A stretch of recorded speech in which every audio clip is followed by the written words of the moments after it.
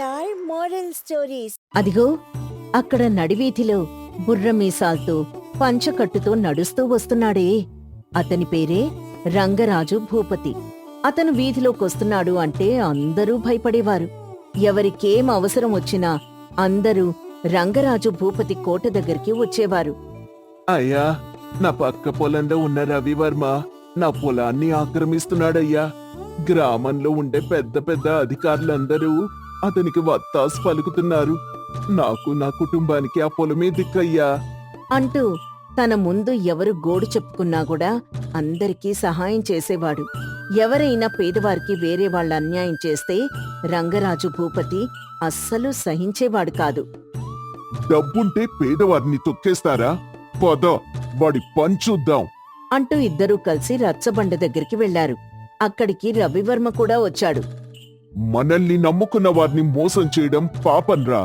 పేదవాడి ఉసురు తగిలితే మట్టి కొట్టుకొని పోతావు. ఉన్న ఒక ఎకరాన్ని తన రెక్కల కష్టంతో సాగు చేసి తన కుటుంబానికి అన్నం పెడుతూ ఉంటే దాన్ని లాక్కుంటావురా? మర్యాదగా అతని పొలం అతనికిచ్చేయ్, లేదంటే నిన్నీ ఊరి నుంచే బహిష్కరిస్తాను అని రవివర్మని హెచ్చరించాడు. రంగరాజు భూపతి తలుచుకుంటే ఎంత దూరమైనా వెళ్తాడని రవివర్మకు తెలుసు. అందుకే రవివర్మ మర్యాదగా ఆ భూమిని ఆ పేద రైతుకి ఇచ్చేశాడు. ఇలా పేదవారికి కష్టం వచ్చినా సరే రంగరాజు భూపతి ముందుండేవాడు. అదే ఊర్లో మురళి అనే వాడుండేవాడు. తల్లిదండ్రులు కృష్ణ భక్తులు కావడంతో అతనికి ఆ పేరు పెట్టారు. కాని అతను మాత్రం దొంగ లక్షణాలు మాత్రమే బాగా తెచ్చుకున్నాడు. చిన్నప్పటినుంచి దొంగతనాలు మురళికి వెన్నతో పెట్టిన విద్య. సకల కళల్లో చోరకళ కూడా ఉంది. నేనా కళలో ప్రావీణ్యం సంపాదించాను. నేను కూడా కళాకారుణ్ణే, కాకపోతే నేను చీకట్లో సంపాదించుకుంటున్నాను అంతే అంటూ తనంతాను సమర్థించుకునేవాడు. రాత్రైతే చాలు మురళి తన చేతికి పని చెప్పేవాడు. చుట్టుపక్కల అన్ని ఇళ్లల్లో దొంగతనం చేస్తూ బతుకుతూ ఉండేవాడు. కాకపోతే మురళి చేశాడు అనడానికి సాక్ష్యం లేకపోవడంతో ఎవ్వరూ ఏమీ అనేవారు కాదు. ఒకరోజు మురళి వీధిలో నడుస్తూ ఉండగా షావుకారైన వేణుగోపాలింటికి ధాన్యం వెళ్తూ ఉండడం గమనించాడు. ఓహో, వేణుగోపాల్ గారి ఇంటికి మినుములు వెళ్తున్నాయన్నమాట. రాత్రొక చూపు చూడాలి అని మనసులో అనుకున్నాడు. రాత్రి చీకటి పడగానే ఎవ్వరూ లేని సమయంలో మురళి వీధిలోకొచ్చాడు. దూరంగా ఉన్న ఒక గడ్డివాముని తగలపెట్టాడు. షావుకార్ గారు, షావుకార్ గారు, గడ్డివాము తగలబడుతుందండి అంటూ పెద్ద కేక వేశాడు. దాంతో ఊరందరూ ఆ గడ్డివాం దగ్గరికి పరిగెత్తారు. ఊరందరూ అక్కడికి రావడంతో మురళి సులభంగా షావుకారింటి దగ్గరికి వెళ్లాడు. అక్కడున్న ధాన్యం బస్తాల్ని తన ఎడ్ల బండిలో ఎక్కించుకుని వెళ్ళిపోయాడు. ఇంటికొచ్చిన తర్వాత షావుకారు చూసి లబోదిబోమన్నాడు. తీసుకోండి, తీసుకోండి. మినుములు, కందులు, పెసళ్ళు అన్నీ ఉన్నాయి. తీసుకోండి. ఎవ్వరూ ఆకలితో పడుకోవద్దు. తీసుకోండి అంటూ ఊరి చివరనున్న పేద పిల్లలకి, అడవిలో ఉన్న గిరిజనులకి పంచిపెట్టాడు ఆ దొంగ మురళి. ఇలా జరుగుతూ ఉండగా ఆ ఊర్లోకి సత్యానంద స్వామి అనే ఒక బాబా వచ్చారు. చాలా మహిమలు కలిగిన స్వామి కావడంతో ఊరివారందరూ భక్తిభావంతో ఆయన దగ్గరికి బారులు తీశారు. మనది కాని సొమ్ముని ఆశపడ్డం చాలా నేరం. పరుల గురించి దుష్ప్రచారం చేయడం అంతకంటే హీనం. ఎట్టి పరిస్థితుల్లోనూ అసత్యమాడ్డం నీచం అంటూ మంచి మాటల్ని ఆ ఊరి వాళ్ళకి చెబుతూ ఉండేవారు సత్యానంద స్వామి. మురళి కూడా అప్పుడప్పుడు ఆ స్వామి చెప్పే మాటలు వింటూ ఉండేవాడు. స్వామీజీ ఎవరో కాని ఈ గ్రామాన్ని సన్మార్గంలో పెడుతున్నట్టున్నారు అని మనసులో అనుకున్నాడు మురళి. ప్రజలందరూ ఆ స్వామీజీని దేవుళ్లా కొల్చేవారు. ఇలా కొన్ని రోజులు గడిచాయి. ఒకరోజు మురళి దొంగతనానికి ఆ ఊరి ప్రెసిడెంట్ అయిన శంకరయ్య ఇంటి దగ్గరికి వెళ్లాడు. అర్ధరాత్రి సమయం గడుస్తున్నా కూడా ఆ ఇంట్లో దీపం వెలుగుతూ ఉంటే మురళికి ఎందుకో అనుమానం వచ్చింది. ఇంత అర్ధరాత్రి పూట పిశాచాలు కూడా మాట్లాడుకోవే, వీళ్ళేం మాట్లాడుకుంటున్నారు? అసలు ఎవరిక్కడా అని మనసులో అనుకుని అటువైపుకి అడుగులు వేశాడు. కొద్ది దూరం నడవగానే అక్కడ నలుగురు మనుషులు కనిపించారు. అక్కడ స్వామీజీ, ప్రెసిడెంట్, రంగరాజు మరియు షావుకారు కూర్చొనున్నారు. ఇక్కడ ఏదో తప్పు జరుగుతోంది అని అనుకున్నాడు మురళి. దాంతో మురళి అటుగా వెళ్లి వాళ్ళకు కనపడకుండా ఒక గోడ చాటున నిలబడి మొత్తం వింటూ ఉన్నాడు. మన పథకం ఫలించినట్టేగా? అంటూ రంగరాజు మాట్లాడడం ప్రారంభించాడు. మీరు చెప్పినట్టే నేనందరి దగ్గర మంచి పేరు సంపాదించుకున్నాను. నేనేం చెప్పినా ఇప్పుడు ప్రజలందరూ గుడ్డిగా నమ్ముతారు. అదే కదా మనకు కావలసింది. ఊర్లో ఉన్న భూమంతా మనకే చెందాలి. ఈ భూమి కింద బొగ్గు గన్లున్నాయి. ఈ భూమంతా మనకొచ్చేశాక మనం సంతోషంగా తవ్వుకోవచ్చు. అందుకే కదా భూపతి గారు మీరు ప్రజలకు సాయం చేస్తున్నట్టు నటిస్తూ ఉండేది. అందరూ నవ్వుకున్నారు. అమ్మా, పెద్ద మనుషుల ముసుగులో ఇలాంటి అన్యాయాలు చేస్తున్నారా అని మురళి మనసులో అనుకున్నాడు. మనం అనుకున్నట్టుగానే రేపు ప్రజలందరికీ ఈ భూమి మీద ఏదో గాలి సోకిందని నువ్వు చెప్పు. దాంతో ప్రజలందరూ నమ్మి భయపడతారు. వెంటనే వాళ్ళు మీ దగ్గరకొస్తారండి. నేనా అలగా జనాన్ని ఊరి చివర బంజరు భూమికి తరలిస్తాను. ఆ భూమి మొత్తం మన సొంతమవుతుంది అన్నాడు రంగరాజు. ఇది కదా అసలైన పథకం అంటే అంటూ మద్యం తాగుతూ నలుగురు పెద్ద మనుషులు నవ్వుకుంటూ ఆ రాత్రంతా సంతోషంగా గడిపారు. ఈ పథకం ఫలించకుండా చేయాలని మురళి ఆ క్షణమే నిర్ణయించుకున్నాడు. తర్వాత రోజు సాయంత్రం పూట రచ్చబండ దగ్గరికి సత్యానంద స్వామి వచ్చాడు. స్వామీజీ అక్కడికి రావడంతో ఊరందరూ వచ్చి రచ్చబండ దగ్గర నిలబడ్డారు. ఏమీ తెలియనట్టు రంగరాజు భూపతి, ప్రెసిడెంట్ కూడా అక్కడ కూర్చున్నారు. భక్తులారా, నేను నిన్న సాయంత్రం స్వర్గానికి విహారానికి వెళ్ళాను. మన ఊరికి వర్షాలు కురిపించమని వరుణ దేవుడితో చర్చలు జరిపాను అని చెప్తూ ఉండడంతో ఊరి జనాలందరూ ఆశ్చర్యంగా వింటూ ఉన్నారు. లోపల నవ్వుకుంటూ ముగ్గురు పెద్ద మనుషులు ఒకరి ముఖాలొకరు చూసుకుంటూ ఉన్నారు. ఆ జనాల్లో మురళి కూడా ఉన్నాడు. కాని ఈ ఊరి భూమిలో దుష్టశక్తి ఉండడంతో ఈ ఊర్లో వర్షాలు కురిపించలేనని వానదేవుడు చెప్పాడు అని చెప్పగానే ఊరి జనాలంతా తికమకపడ్డారు. ఆ ఊరి జనాల ముఖంలో భయం స్పష్టంగా కనిపించింది. వరుణ దేవుడు ఈ ఊర్ని కనికరించకపోతే ఈ ఊరు వల్లకాడైపోతుంది అని చెప్పగానే ఊరి వాళ్లంతా వారిలో వారు గుసగుసలాడుకుంటూ మాట్లాడుకుంటూ ఉన్నారు. అప్పటికీ నేను హిమాలయాల్లో ఉన్న ఇంద్రుడితో మాట్లాడాను. ఇంద్రుడు కూడా ఏమీ చెయ్యలేనని చెప్పారు. అదేంటి స్వామీజీ, మీరే ఇలా మాట్లాడితే ఎలా? ఈ ఊరి జనమంతా మిమ్మల్ని దేవుళ్లా కొల్చారు. మీరే ఏదో ఒక దారి చూపించండి అంటూ చేతులెత్తి మొక్కినట్టు నటించి అడిగాడు రంగరాజు భూపతి. మీరు కొన్ని రోజులు ఈ ఊరు వదిలిపెట్టి వెళ్ళిపోండి. ఈ భూమికి నేను శాంతి పూజ చేస్తాను అని చెప్పడంతో ఊర్లో కొంతమంది కొంచెం నవ్వు ముఖంతో కనిపించారు. ఇంతలో మురళి కొంచెం ముందుకొచ్చి ఈ విధంగా మాట్లాడాడు. స్వామి, నాదొక సందేహం. అడుగు నాయనా, మీరే సమయంలో స్వర్గానికి వెళ్లారు? సుమారు రాత్రి 12:30 అయితే అక్కడ మానస సరోవరం దగ్గర ఒక పదార్థం కనపడి ఉంటుంది. అయ్యో, నాకెందుకు కనపడలేదు? ఆ పదార్థాన్ని నేను తిన్నాను కూడా. చాలా రుచిగా ఉంది. అయ్యో స్వామి, అది నా ఆవు వేసిన పేడ. మీరెందుకు తిన్నారు? అనగానే ఊరి జనమంతా పక్కున్నవ్వారు. సత్యానంద స్వామికి ఆ ఊరి జనం మధ్య పరువు పోయినట్టు అనిపించింది. రేయ్ మూర్ఖుడా, ఏం మాట్లాడుతున్నావురా? నువ్వు స్వర్గానికి వెళ్ళడమేంటి? అయినా అసలు స్వర్గానికి ఎవరు వెళ్తారు? మీరు వెళ్ళగా లేంది నేను వెళ్ళకూడదా స్వామి? అనగానే ఊరి జనాలంతా కొంచెం ఆసక్తిగా వినడం మొదలుపెట్టారు. మీరు వెళ్ళిన తర్వాత ఇంద్రుడు నాతో కూడా మాట్లాడాడు. ఈ భూమి కింద చాలా బొగ్గుగన్లు ఉన్నాయంట. 4 పెద్ద మనుషులు ఆ బొగ్గుగన్లన్నీ కాజేద్దామనుకుంటున్నారంట. ఊరి వాళ్ళని జాగ్రత్తగా ఉండమని చెప్పాడు అనగానే ఆ 4 పెద్ద మనుషులు నాలుగు కరుచుకున్నారు. అలా విషయం మొత్తం ఊరి జనాలకి చెప్పేశాడు మురళి. ఊరి జనమంతా కలిసి ఆ 4 పెద్ద మనుషులకి దేహశుద్ధి చేసి పంపించారు. కాకపోతే ఆ ఊరి జనాలకి ఇదంతా మురళికి ఎలా తెలిసిందన్న విషయం మాత్రం తెలియడం లేదు. అలాగే ఊరు సుభిక్షంగానే ఉంది కాని చిన్నా చితక దొంగతనాలు మాత్రం ఆగడం లేదు. ఊరిని పెద్ద ఆపద నుండి కాపాడిన మురళి దగ్గరికి ఊరి జనాలంతా వచ్చారు. ఏంటి అందరూ ఇలా వచ్చారు? మన ఊర్లో దొంగతనాలు జరుగుతున్నాయిరా, దానికి ఏదైనా సలహా ఇస్తావేమో అని అనడంతో మురళి ఏం చెప్పలేక అయోమయ స్థితిలో పడిపోయాడు.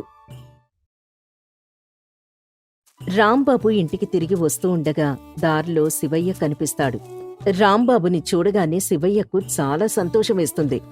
అబ్బబ్బా, మంచి సమయానికే వీడొస్తున్నాడు.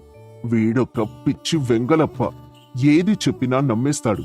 నా భార్య పొద్దున్నే చీవాట్లు పెట్టింది. ఈ రోజు ఎలాగైనా దానికి ఇష్టమైంది తీసుకువెళ్ళాలి. నా దగ్గర డబ్బుల్లేవు. ఇక వీడి దగ్గర నుంచి ఆ డబ్బులు రాబట్టాలి. అలా అప్పటి వరకు బాగానే ఉన్న శివయ్య ఉన్నట్టుండి మొహం ఏడుస్తున్నట్టు పెడతాడు. అది చూసి రాంబాబు, అరే శివయ్యా, ఏంటి నన్ను చూసి ఏడుస్తున్నావు? ఏమైంది నీకు? బాగానే ఉన్నావు కదా? ఏం చెప్పమంటావు రాంబాబు, నిన్ననే నా గుండెకు చిల్లు పడింది.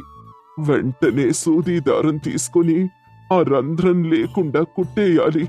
కానీ ఏం చేయను? ఆ సూది దారం తీసుకోవడానికి నా దగ్గర డబ్బులు లేవు. నా గుండెని అలా వదిలేస్తే ఇక ఏమవుతుందో ఏవో అని భయంగా ఉంది. శివయ్య అలా చెప్పగానే అమాయకుడైన రాంబాబు ఆ మాటల్ని నమ్మేస్తాడు. ఇక వెంటనే, అలా ఆ రంధ్రాన్నుంచితే నీకే కష్టం కదరా. ఆ రంధ్రంలో పక్షులు చేరి గుడ్లు పెట్టేస్తే ఎలా? నువ్వు జాగ్రత్తగా ఉండాలి కదా. అవును రాంబాబు, మొన్న మా ఆవిడ ఆ రంధ్రంలో తన బంగారు నగలు దాచుకుందామని చూసింది. నా గుండె అన్ని మోయలేదని చెప్పాను. అందుకు మా ఆవిడ ఇంట్లో నుంచి నన్ను గెంటేసింది రాంబాబు. తినడానికి కూడా ఇప్పుడు నా దగ్గర డబ్బులు లేవు అంటూ బోరున ఏడ్చినట్టు నటిస్తాడు శివయ్య. అది నిజమనుకుని రాంబాబు బాధపడిపోతాడు. ఇక వెంటనే తన జేబులో ఉన్న డబ్బులు తీసి శివయ్యకిస్తాడు. ఇదిగో, ఈ డబ్బులు తీసుకొని కడుపు నిండా తిను. అలాగే సూది దారం తీసుకొని గుండెకైన రంధ్రాన్ని వెంటనే కుట్టేసేయి, సరేనా? అలాగే రాంబాబు, నువ్వు దేవుడివిరా, దేవుడివి. అలా శివయ్య డబ్బులు దండుకొని అక్కడ్నించి హుషారుగా వెళ్తాడు. రాంబాబు మాత్రం ఏదో దొంగతనం చేసిన వాళ్ళ ఇంటికి చేరుకుంటాడు. ఇంటి బయట రాంబాబు భార్య రమ్య ఉంటుంది. ఏంటండి మీరు? పొద్దున్ననగా వెళ్లారు, ఇంకా రాకపోతే ఎలా చెప్పండి? నేను పప్పు తీసుకురమ్మన్నాను కదా. మీరిలా ఆలస్యం చేస్తే నేను కూర ఎలా చేయగలనండి? పప్పు తీసుకురావడానికి దుకాణానికి వెళ్ళానా? అక్కడ చూస్తే చాలా పప్పులున్నాయే. వాటిలో ఏం తీసుకురావాలో నాకు తెలియలేదు. అందుకే నిన్ను అడుగుదామని మళ్ళీ ఇంటికొచ్చాను.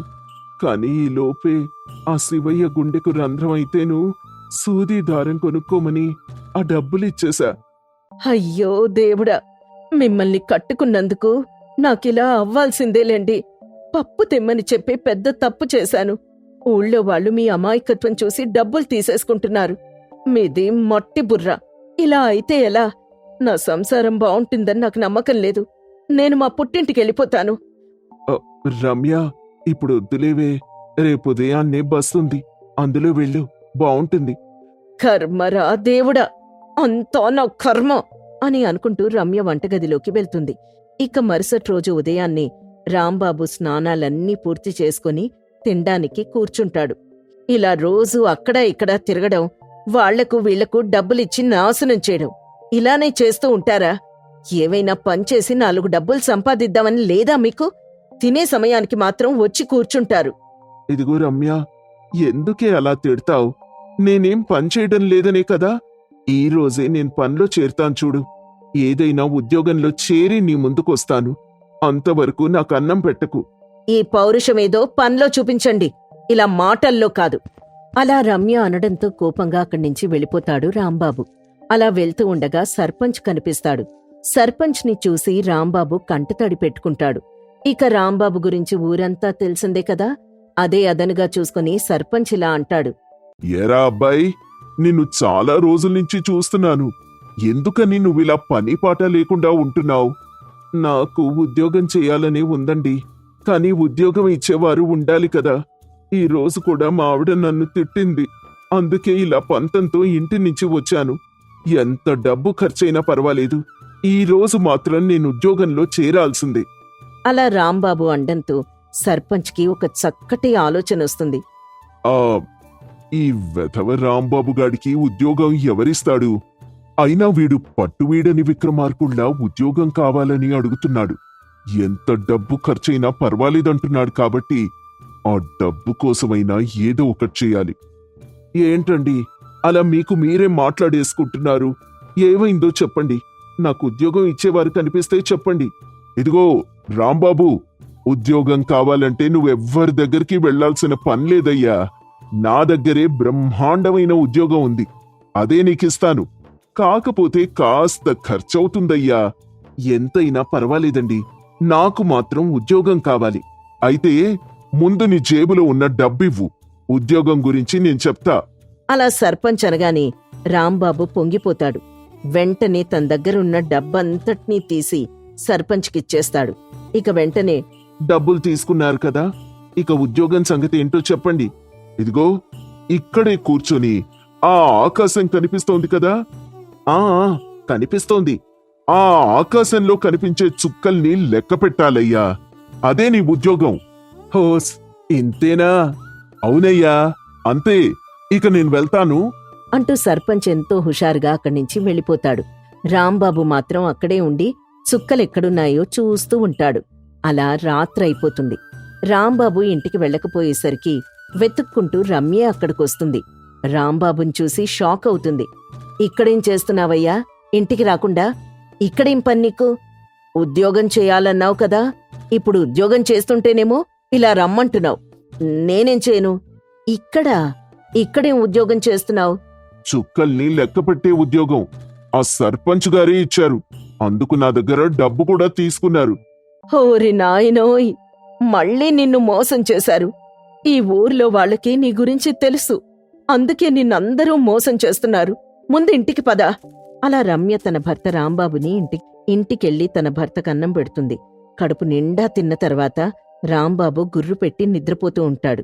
ఇక తన భర్త గురించి ఆ రోజు రాత్రంతా బాగా ఆలోచిస్తుంది రమ్య. మరుసటి రోజు ఉదయాన్నే రాంబాబుని అందంగా ముస్తాబు చేస్తుంది. ఏంటి రమ్య, నన్నెందుకిలా ముస్తాబు చేస్తున్నావు? మీరికపై నేను చెప్పినట్టే చెయ్యాలి. అదే నేను మీకిచ్చే ఉద్యోగం, సరేనా? ఆ ఉద్యోగం చేస్తారు కదా? అబ్బబ్బా, నాకు నువ్వు ఉద్యోగం ఇస్తున్నావా? ఇంతకీ ఏం ఉద్యోగం ఇస్తున్నావు? మీరింట్లో కూర్చొనుంటారు. అందరూ మీ దగ్గరకొచ్చి ఏవేవో చెప్తూ ఉంటారు. కాని మీరు మాత్రం వారి మాటలు విననట్లు నటించాలి. అలాగే కళ్ళు మూసుకునే ఉండాలి. నేను చెప్పే వరకు మీరు కళ్ళు తెరిచి చూడకూడదు, సరేనా? అలాగే, చిన్న పని కదా, చేసేస్తాను. అలా రాంబాబు నొప్పించి ఇంట్లోనే కూర్చోబెడుతుంది రమ్య. తన భర్తను కళ్ళు మూసుకోమని చెప్పి ఇంటింటికి వెళ్ళొస్తుంది. ఇక కాసేపటికే అక్కడికొక్కరొక్కరు రావడం మొదలవుతుంది. రాంబాబు మాత్రం ఏం మాట్లాడకుండా కళ్ళు మూసుకునుంటాడు. ఇంతలో అక్కడికి శివయ్య, సర్పంచ్తో పాటు ఊరి ఆడవాళ్లంతా వస్తారు.